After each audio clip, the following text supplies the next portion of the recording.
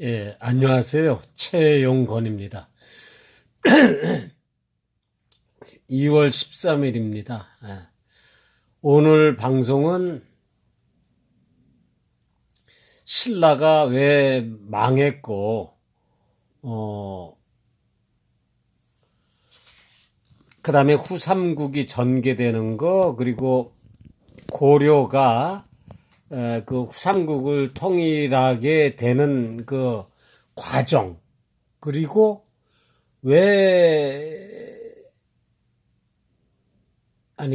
실수한 것 같습니다. 정정하겠습니다.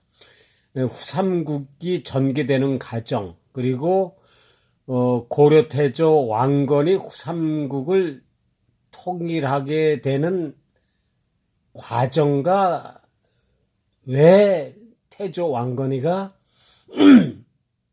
후삼국을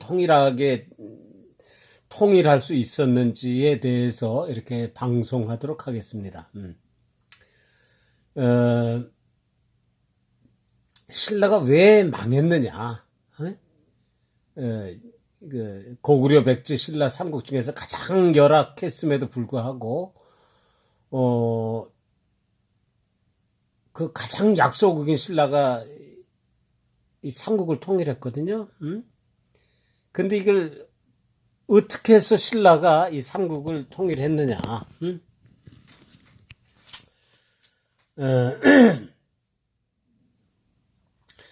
근데 가장 약한 나라가 삼국을 통일했는데, 신라가 어떻게 해서 망하게 됐냐? 이게 궁금한 거죠. 이거에 대해서 얘기를 해보도록 하겠습니다.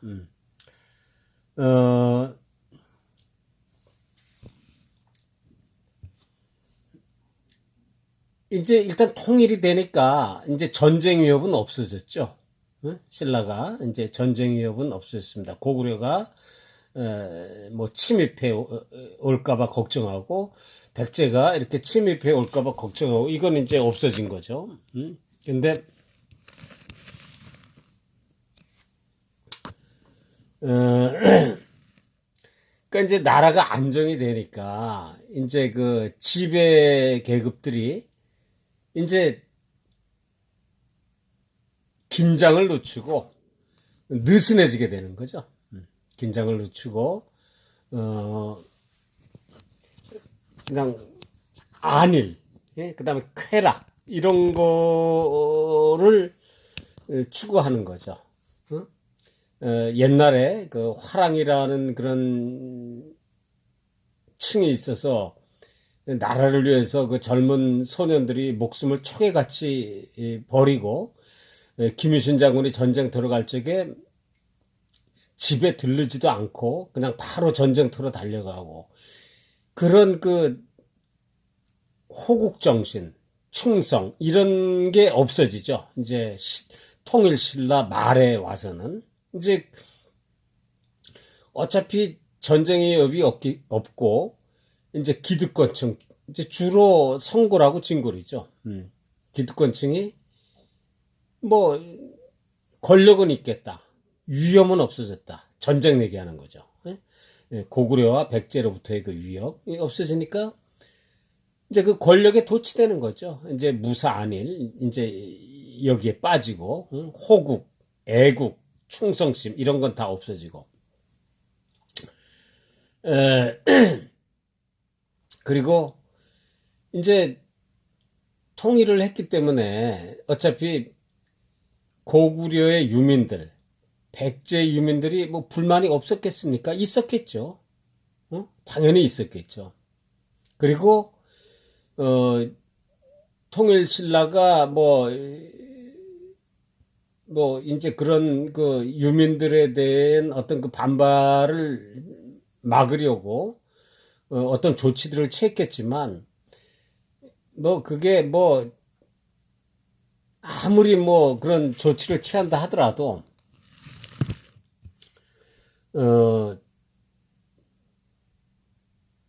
그 백제 유민이나 고구려 유민이 그게 차별받는 그런 걸 뭐 아주 없어졌겠습니까? 당연히 있었겠죠. 근데 이제 더 중요한 거는 전쟁의 위협이 없어졌기 때문에 이제 무사, 안일, 쾌락 이런 쪽으로 빠지고 뭐 그 아까도 얘기했지만 충성심, 애국심, 호국심 이런 게 없어진 거죠. 거기다가 이제 가장 문제가 되는 게 계급제도죠. 계급제도. 뭐 다른 말로 골품제도 이런 말도 쓰는데 그 성골, 진골, 그다음에 육두품, 오두품, 사두품 이런 식으로. 그래서 모든 권력이 사실 성골하고 진골들한테만 있는 거죠. 이제 그 사람들만 왕이 될 수가 있었고, 또 이제 그 사람들이 왕이 안 된다 하더라도 모든 권력은 그 사람들이 다 쥐고 있었죠. 그래서 아무리 능력이 있다 하더라도 그 육두품은 육두품이 올라갈 수 있는 한계가 있었고, 오두품은 오두품이 올라갈 수 있는 한계가 있었죠. 이렇게 되면 뭐가 문제냐면 불만 세력이 생긴다는 거죠. 야, 이거 뭐 열심히 해서 뭐 하냐? 어? 내가 열심히 해봤자 그 대가가 돌아오지 않는다. 이렇게 되면 어떻게 되는 겁니까? 나라에 대해서 반발하게 되는 거죠. 나라에 대해서. 근데 이제 근데 그 진고를 빼놓고 진고를 빼놓고 가장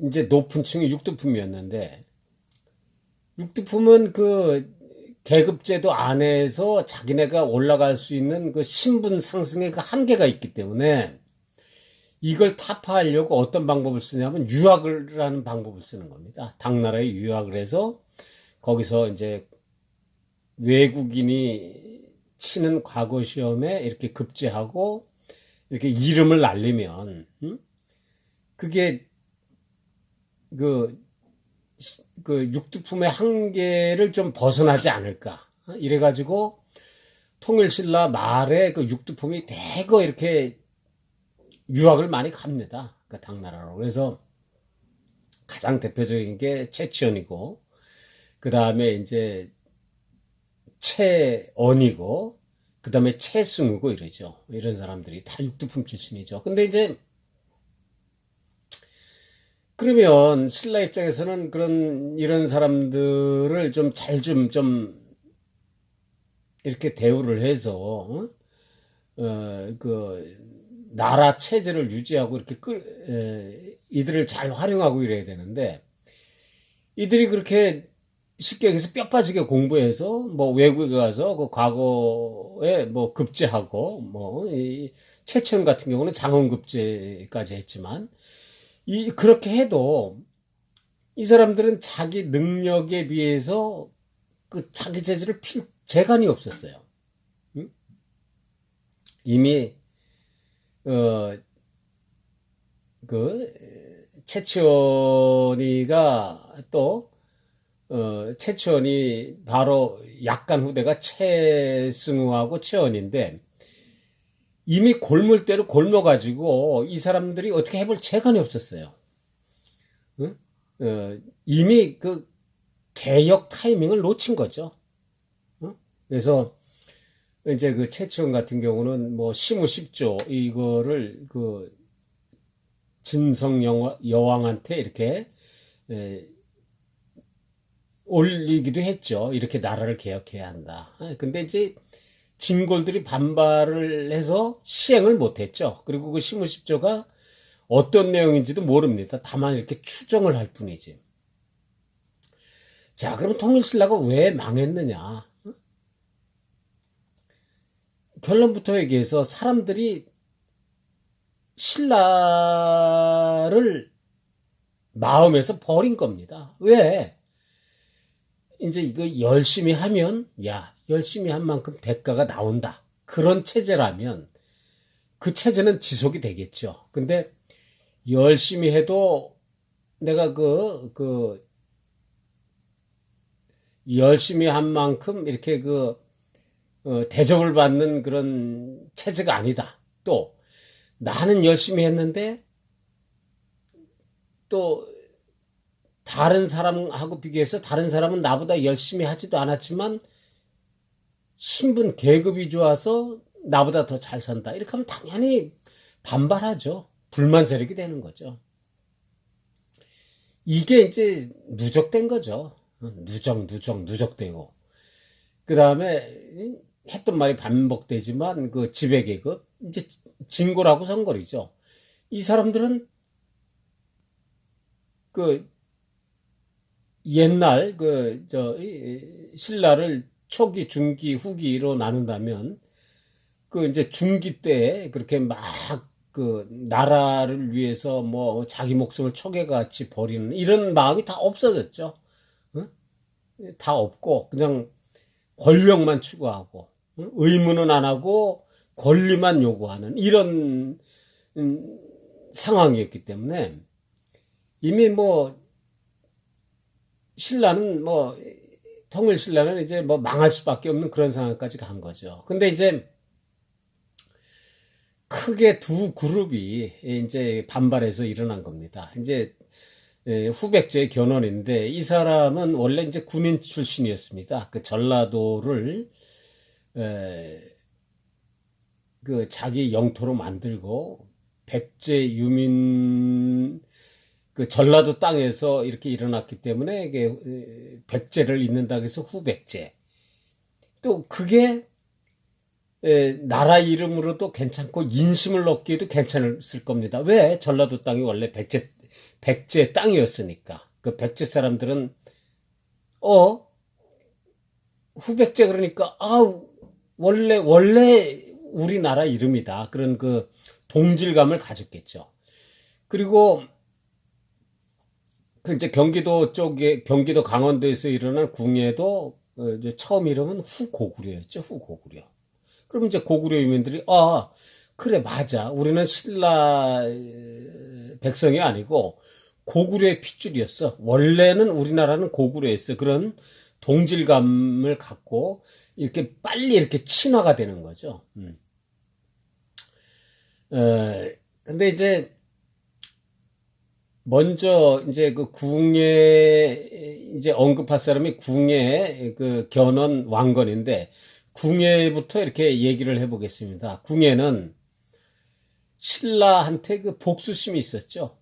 뭐 이제 그 기록을 보면 그 신라란 나라에 대해서 이렇게 증오심을 갖고 있었고 신라의 왕자로 태어났지만 신라로부터 버림받은 그렇기 때문에 신라에 대해서 증오심을 갖고 있었고 또 눈이 애꾸였지 않습니까? 그러니까 이게 증오심이 있고 이제 신체가 이렇게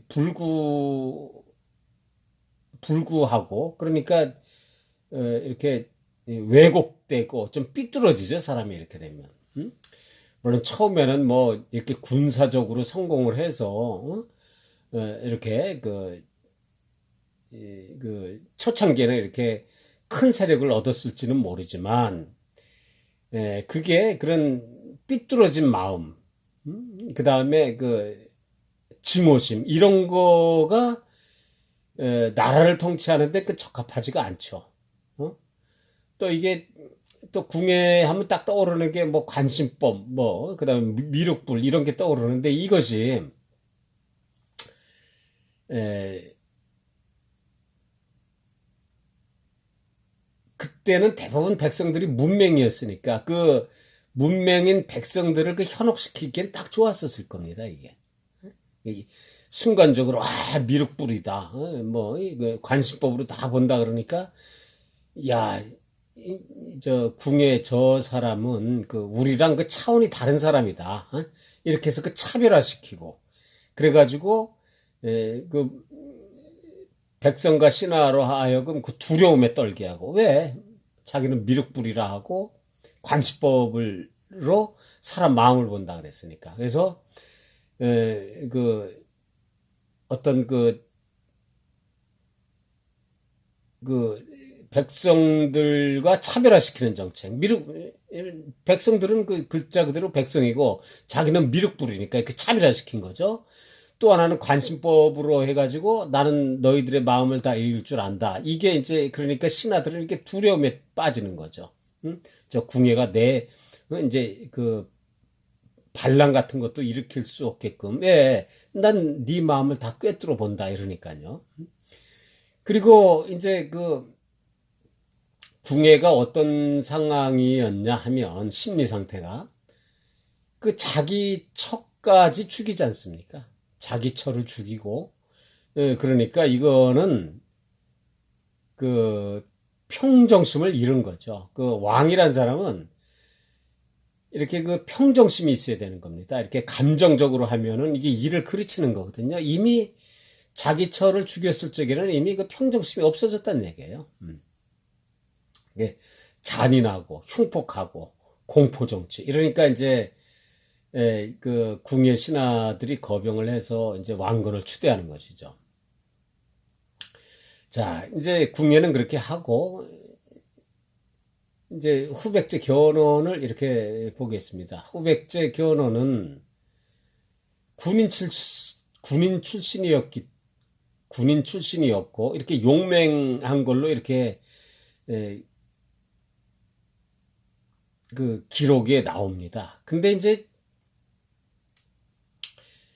에, 무력을 써서 뭐 일시적으로 이렇게 땅을 정복하고 이러는 거 이렇게 하고 그 다음에 신하들을 그 신하들을 그 제압시키고 이런 거는 이게 무력으로 가능할는지 몰라도 심적으로 마음에서 우러 나와서 주변 사람들을 이렇게 그 복종시켜야지 무력으로 이제 그렇게 하는 거는 그게 그 오래 못 가죠. 그러니까 이제 후백제 저 견훤이가 하는 거를 보면 보자고요. 이제 딱 두 가지만 예를 들어 보겠습니다. 먼저 가족 관계하고 그다음에 이제 신라 서러벌로 쳐들어가 가지고 경유왕을 죽이고 이제 경순왕을 옹립한 거죠. 먼저 가족 관계부터 얘기하면 그 견훤의 아버지가 아자개거든요. 근데 이 아자개도 성주 출신입니다. 근데 이 아자개가 자기 아들 그 견훤을 편드는 게 아니고 견훤의 라이벌인 왕건 편을 들어버리는 겁니다. 그러니까 견훤은 자기 아버지조차도 이렇게 포기한 사람, 자기 아버지도 끌어들이지 못하는 사람이었던 거죠. 그 다음에 이제 견훤의 이 아들들이 여럿이 있었는데 이 그 아들 관계를 또 이렇게 컨트롤을 못했어요. 견훤이. 그러니까 이제 마지인 신검이가 그게 불만을 갖고 이제 그 견훤을 금산사에 유폐시키죠. 근데 견훤이도 이렇게 그 일을 깔끔하게 처리 못했다는 것이 그 맏아들을 신검이보다도 그 셋째 아들이니까 넷째 아들을 더 이렇게 사랑했거든요. 그러면 물론 꼭 마지가 왕이 되라는 법은 없는 거죠. 후계자가 되라는 법은. 그러면 만약에 마지 첫째 아들한테 후계자 자리를 안 주고 뭐 차남 삼남한테 준다 하더라도 그걸 깔끔하게 처리했어야죠. 근데 그걸 못했어요. 견훤이가. 그러니까 가족 관계에서 벌써 실패했죠. 그 다음에 신라의 그 서라벌로 쳐들어가서 그 경양을 이렇게 죽이죠. 그리고 경양의 그 부인은 쉽게 얘기해서 능욕하고. 이게 참 어리석은 거죠. 왜? 삼국이 있었는데, 그죠? 예, 이제 왕건, 견훤, 그 다음에 이제 신라, 이렇게, 예, 신라의 그 경혜왕, 이제 경혜왕 다음엔 경순왕이 되지만, 그 신라를 자기 편으로 끌어들이려면 그렇게 하면 안 되는 거죠. 어? 그렇게 했기 때문에 그 신라는 견훤을 버리고 왕건이한테 붙는 거죠. 그러니까 어리석은 짓이죠. 그러니까 외교가 빵점이었다는 거죠. 이제 그러니까 견훤은 아버지한테도 버림받고 아들한테도 버림받고 그 신라에 가서 그런 짓을 함으로써 신라한테도 버림받고 망할 수밖에 없는 거죠. 결국은 신검이가 금산사에 유폐시켜 놨는데 금산사에서 탈출해서 왕건이한테 가죠. 왕건이한테. 근데 참 그 핏줄이 그 잘못되면 남보다도 못하다는 얘기가 견훤이 왕건이한테 가서 왕건이하고 신검이하고 이제 전쟁이 일어나는데 이제 그 견훤이 왕건이한테 얘기해서 내가 저 신검이 망가지는 꼴을 봐야 되겠고 신검을 무너뜨리는데 일조하고 싶다고 전쟁터에 나오는 겁니다. 자기 아들을 공격하러 오는 거예요. 그러니까 핏줄이 잘못되면 이건 뭐 남보다도 못하죠. 남보다도.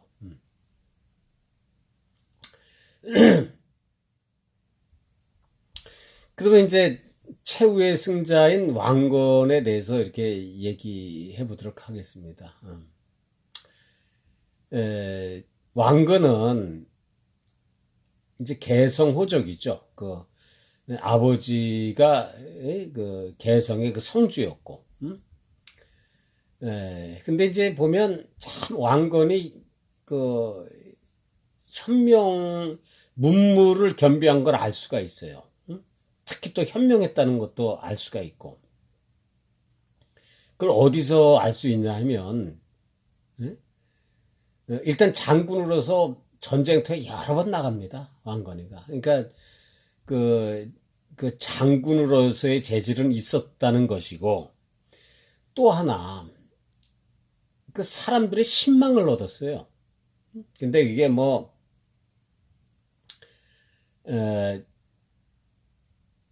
궁예를 내쫓을 적에 신하들이 왕건을 옹립을 하거든요. 그러니까 사람들한테 신망을 받았다는 거죠.